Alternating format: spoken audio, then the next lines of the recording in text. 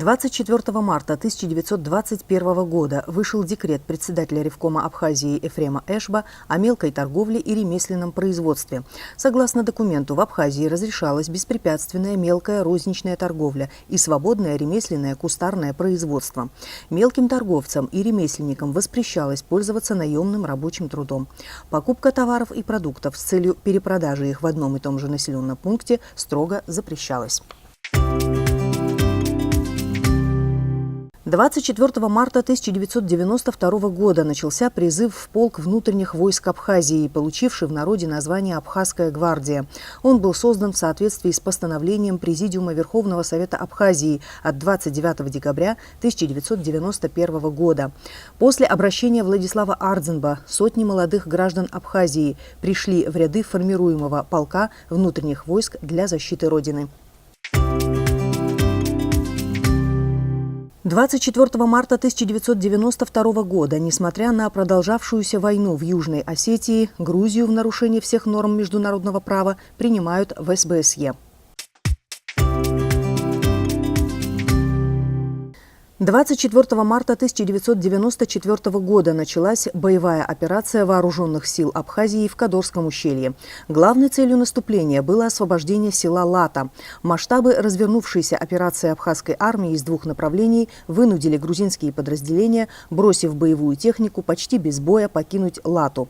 Но при этом они закрепились в верхней части ущелья, и вплоть до июля 1994 года, до ввода миротворческих сил, здесь периодически происходили артиллерийские обстрелы с обеих сторон.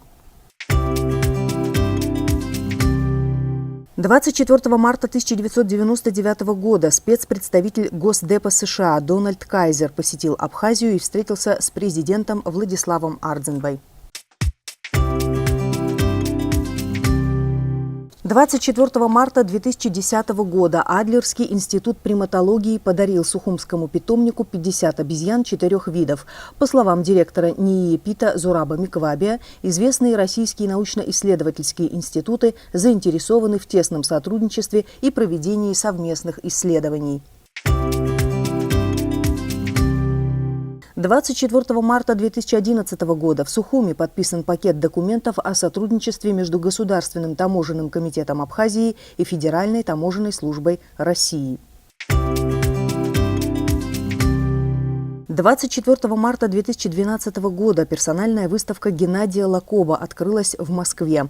На ней были представлены 50 работ мастера – скульптура, живопись, гобелены, роспись по шелку. Работы художника Геннадия Лакоба хранятся в Государственной картинной галерее Республики Абхазия, а также находятся в частных коллекциях Германии, Испании, Италии, Хорватии, США и Бельгии. 24 марта 1918 года родился Арутюн Чакрян, герой Советского Союза. Капитан Арутюн Чакрян был заместителем командира стрелкового батальона в 51-й армии 4-го Украинского фронта. Участвовал в обороне Новороссийска в 1942 году, прорыве Голубой линии и освобождении Таганрога в 1943, в освобождении Крыма, штурме Сапун-горы в 1944.